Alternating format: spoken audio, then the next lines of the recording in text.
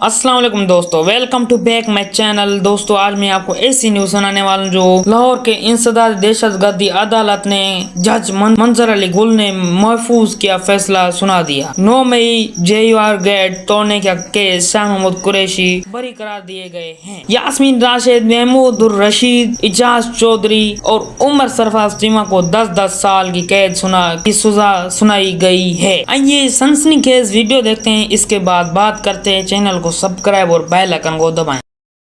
मुताबिक जो है वो साबिक वज़ीर ख़ारजा शाह महमूद कुरैशी को अदम सबूत की बुनियाद पर अदालत की जानब से बरी किया गया है, जबकि PTI की रहनुमा डॉक्टर यास्मीन राशिद, एजाज चौधरी और उमर सरफराज चीमा मियां महमूद रशीद की सजा सुना दी है। इसके साथ साथ इस मुकदमे की अगर बात करें तो राना थाना रेस कोर्स पुलिस ने जो है वो इसका चलान अदालत में पेश किया था और 56 जो गवाह थे वो इस गवाहों की फहरिस्त में शामिल थे। ताहम 43 जो गवाह हैं उनके अदालत में बयानात कलमबंद किए गए और उन पर वकला ने जरा मुकम्मल की। इससे कबल जो है वो तमाम मुल्ज़मान को पूरी जो है वो सफाई का मौका दिया गया और तमाम मुल्ज़मान ने अपनी जो हतमी बयान था वो भी कलमबंद करवाया और अपने ऊपर जो जलाओ गिराओ के इल्ज़ामात थे उनको मुस्तरद किया और ये कहा कि सियासी इल्ज़ामात हमारे ऊपर लगाए गए हैं। जिसके बाद जो है वो मुल्ज़मान के वकला ने मुकम्मल जो है वो बहस मुकम्मल की और अदालत की जानब से गुज़िश्ता रोज़ ये इस केस का फैसला जो है वो महफूज किया गया था। अब जो है वो अदालत ने ज़ेर हिरासत मुल्ज़मान की मौजूदगी में इस केस का फैसला सुना दिया है और साबिक वज़ीर ख़ारजा शाह महमूद कुरैशी को इस मुकदमे से भी अदालत की जानब से बरी किया गया है। ताहम 9 मई 2023 को जो है वो ये मुकदमा थाना रेस कोर्स पुलिस ने दर्ज किया था और उसका चलान जो है वो अदालत में जमा करवाया गया था और इस मुकदमे का ट्रायल जो है वो लाहौर की इंसदाद दहशतगर्दी की अदालत के एडमिन जज मंजर अली गिल ने जो है वो मुकम्मल किया है।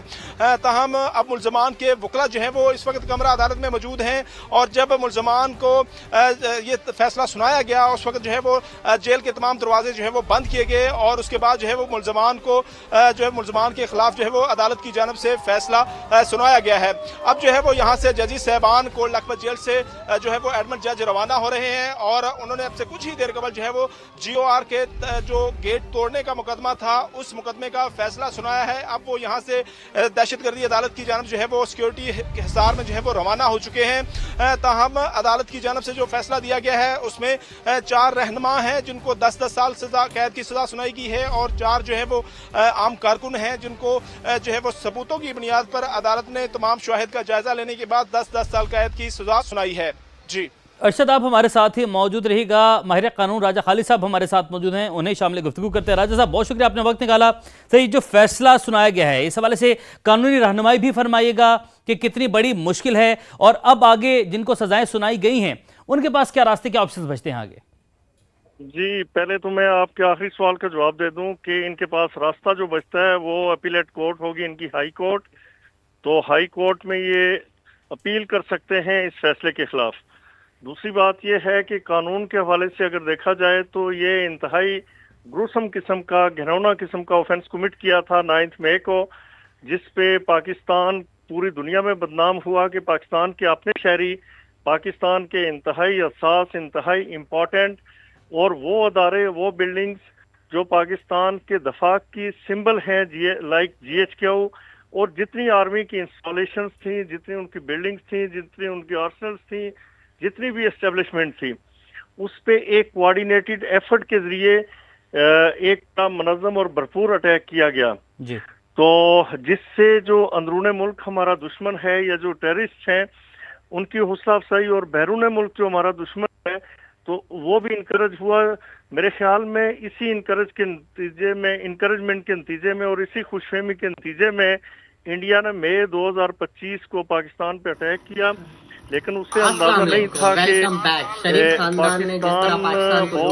पाकिस्तान बहुत ही भरपूर किस्म का जवाब दे सकता है जो उन्होंने दिया और जिसकी पूरी दुनिया मुतलिफ है।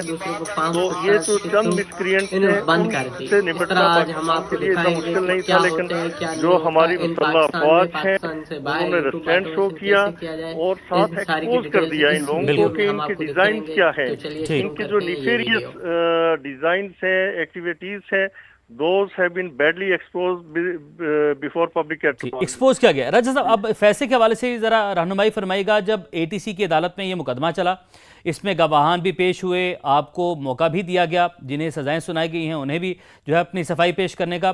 तो जब अमूमन ऐसा कानून में एक अदालत फैसला सुना देती है, उसके बाद आप एपेलेट कोर्ट में जाते हैं, हाई कोर्ट में अगर आप जाते हैं, वहाँ पर अपील आपकी जानिब से दायर की जाती है, तो फैसले को रिवर्स करने के लिए बड़े ठोस शवाहिद आपके पास मौजूद होंगे तो फैसला रिवर्स हो सकता है। तो हम ये कह सकते हैं कि ठोस शवाहिद तो है नहीं, क्योंकि पूरे एक प्रोसेस के बाद सजा सुनाई गई है, मुश्किल जो है वो बढ़ चुकी है इनके लिए।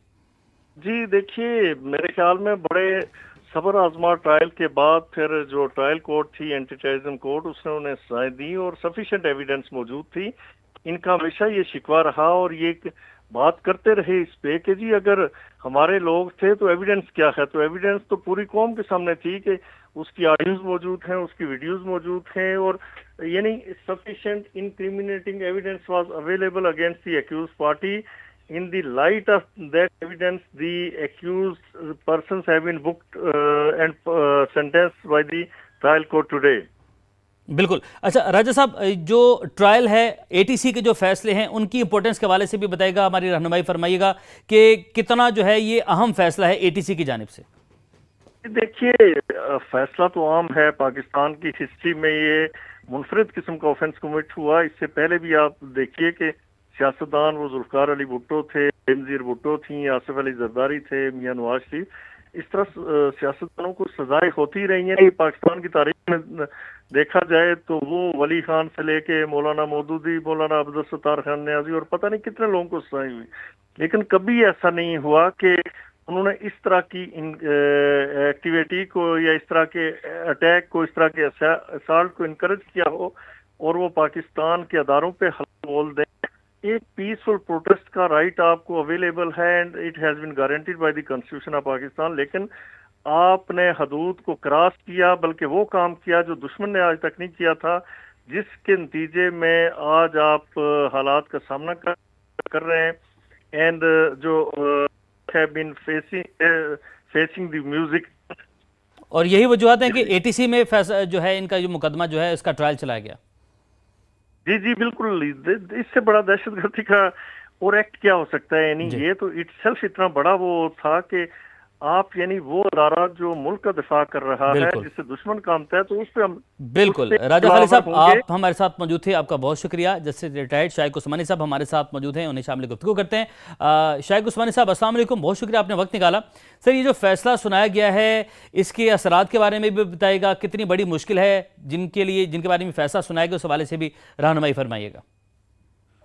देखिए, ये तो फैसला होना ही था, इतने अरसे से डिले किया जा रहा था उसको बिला वजह, और अब चूंकि सिचुएशन जो मुल्क में हो गई है, खास तौर से वो DG ISPR की जो प्रेस कॉन्फ्रेंस के बाद और जो चीज़ें हुई हैं, उसके बाद ये अब साफ जाहिर है कि मेरे ख्याल में जो इस्टेब्लिशमेंट है वो ये चाहती है कि PTI को कोई ऐसे आदमी चलाएं जो कि रीजनेबल से बातचीत हो सके। सीधी बात ये है। तो इस बात से शाह महमूद कुरैशी साहब को अगर रिहा कर दिया तो वो यकीनन बहुत ही रीजनेबल सेंसिबल आदमी हैं और वो उनके साथ मेरे ख्याल में गुजारा हो जाएगा।